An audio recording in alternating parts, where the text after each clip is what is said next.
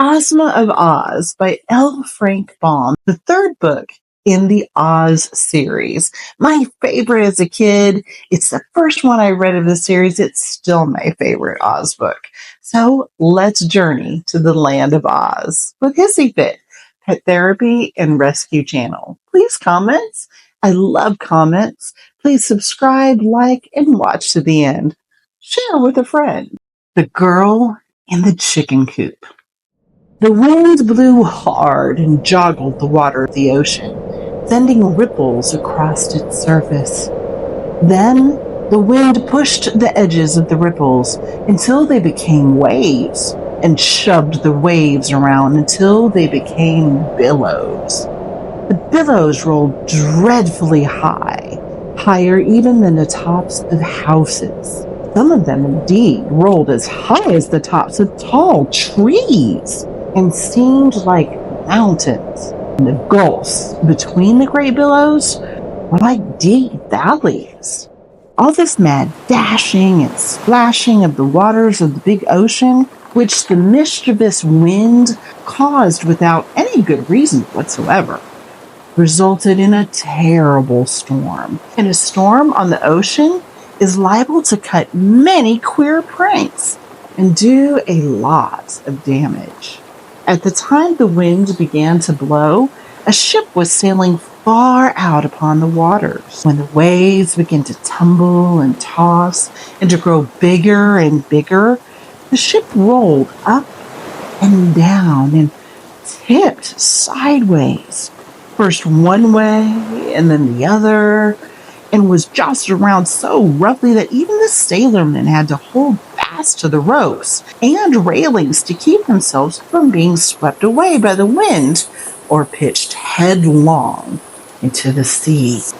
And the clouds were so thick in the sky that the sunlight couldn't get through them, so that the day grew dark as night, which added to the terrors of the storm. The captain of the ship was not afraid, because he had seen storms before and had sailed his ship through them in safety. But he knew that his passengers would be in danger if they tried to stay on deck. So he put them all into the cabin and told them to stay there until after the storm was over, and to keep brave hearts and not be scared, and all would be well with them. Now, among these passengers was a little Kansas girl named Dorothy Gale, who was going with her Uncle Henry to Australia to visit some relatives they had never seen before. Uncle Henry, you must know, was not very well, because he had been working so hard on his Kansas farm that his health had given way and left him weak and nervous. So he left Aunt Em at home to watch after the hired men and to take care of the farm, while he traveled far away to Australia to visit his cousins and have a good rest. Dorothy was eager to go with him on this journey, and Uncle Henry thought she would be good company and help cheer him up. So he decided to take her along. The little girl was quite an experienced traveler, where she had once been carried by a cyclone as far away from home as the marvelous land of Oz. And she had met with a good many adventures in that strange country before she managed to get back to Kansas again. So she wasn't easily frightened, whatever happened. And when the wind began to howl and to whistle, and the waves began to tumble and to toss, our little girl didn't mind the uproar the least bit. "Of course we'll have to stay in the cabin," she said to Uncle Henry and the other passengers, "and keep as quiet as possible until the storm is over. The captain says if we go on deck, we may be blown overboard." No one wanted to risk such an accident as that, you may be sure. So all the passengers stayed huddled up in the dark cabin, listening to the shrieking of the storm and the creaking of the masts and rigging, and trying to keep from bumping into one another when the ship tipped sideways. Dorothy had almost fallen asleep when she was aroused with a start to find that Uncle Henry was missing. She couldn't imagine where he had gone, and as he was not very strong, she began to worry about him and to fear he may have been careless enough to go on deck. In that case, he would be in great danger unless he instantly came down again. The fact was that Uncle Henry had gone to lie down in his little sleeping berth, but Dorothy did not know that.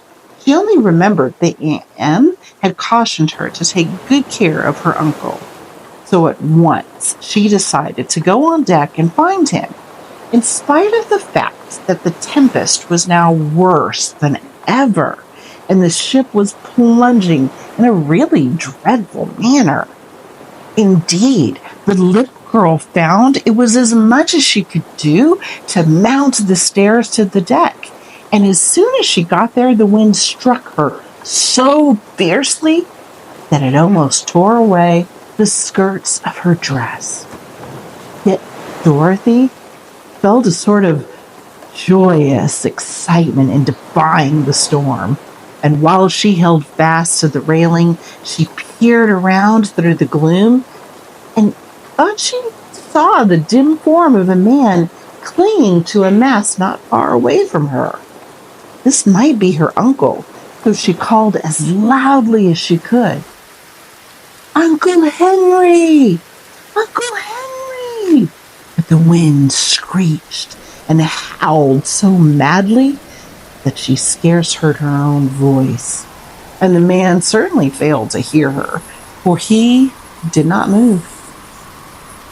Dorothy decided she must go to him, so she made a dash forward during a lull in the storm to where a big square chicken coop had been lashed to the deck with ropes.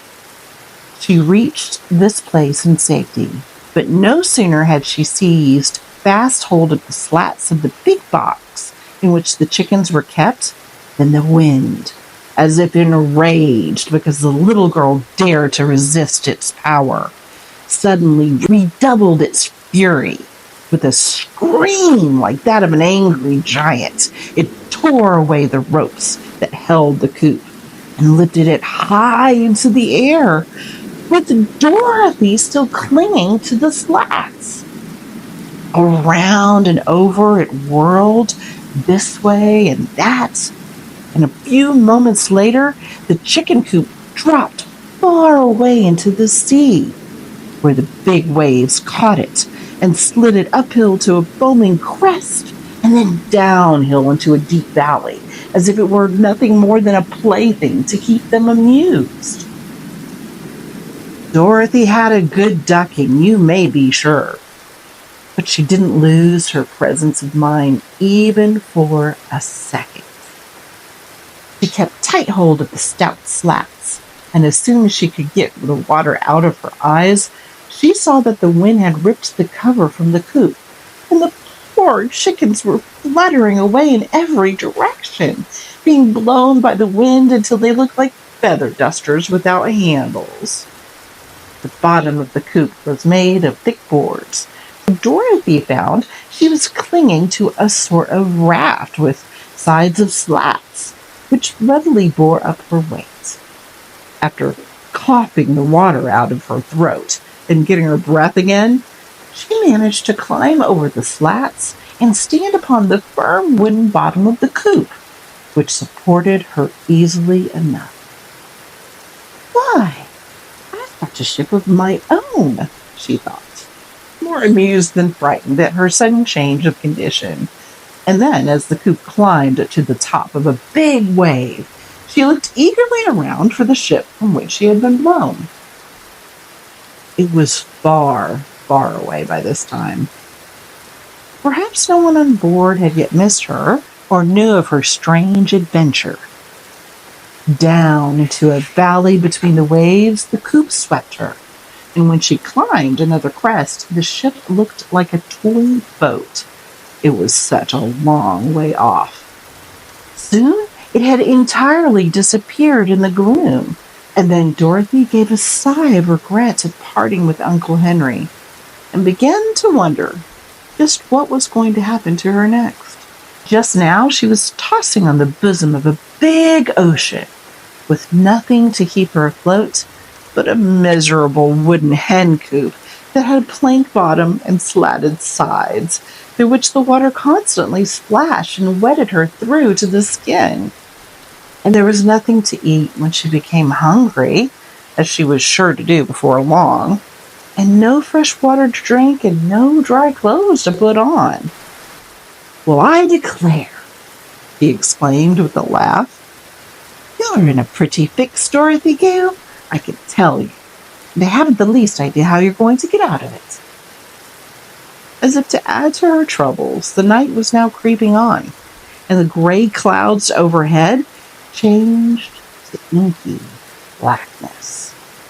But the wind, as if satisfied at last with its mischievous pranks, stopped blowing this ocean and hurried away to another part of the wind to blow something else, so that the waves, not being joggled anymore, began to quiet down and behave themselves. It was lucky for Dorothy, I think, that the storm subsided. Otherwise, brave though she was, I fear she might have perished.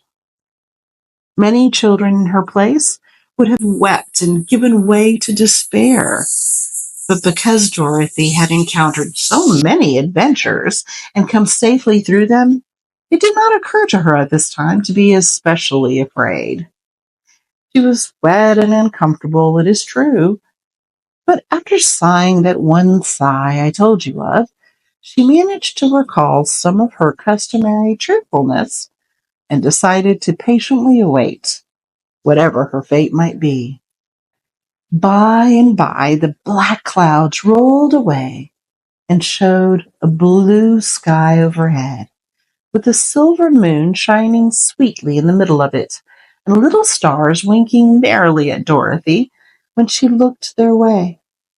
The coop did not toss around any more, but rode the waves more gently, almost like a cradle rocking, so that the floor upon which Dorothy stood was no longer swept by water coming through the slats.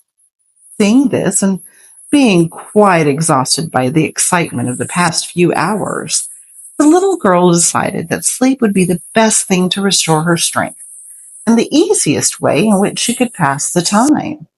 The floor was damp, and she was herself wringing wet. But fortunately, this was a warm climate, and she did not feel at all cold.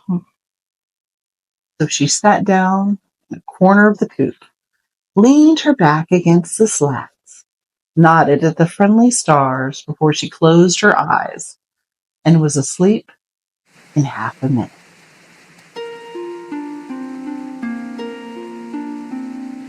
In the quiet night where stars softly gleam, Dorothy sails on the waves caught in a dream. Whispers of the wind like a gentle embrace, guiding her heart in this tranquil space. Drifting far away where the shadows play. Sail away, Dorothy, into the night, kissed by the waves, holding dreams so bright.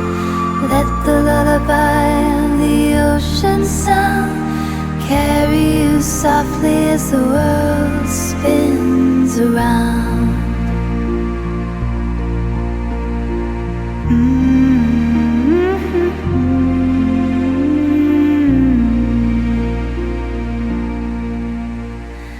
The moonlight dances on the shimmering sea. With every gentle swirl she feels so free. Goodnight to the troubles that lingered so long. In this soothing lullaby she finds her song. Close your eyes, dear child, let the stars align. Sail away, Dorothy, into the night, kissed by the waves, holding dreams so bright. Let the lullaby of the ocean sound carry you softly as the world spins around. Rest your head, let the tide softly hum. In the cradle of night, your adventure's begun.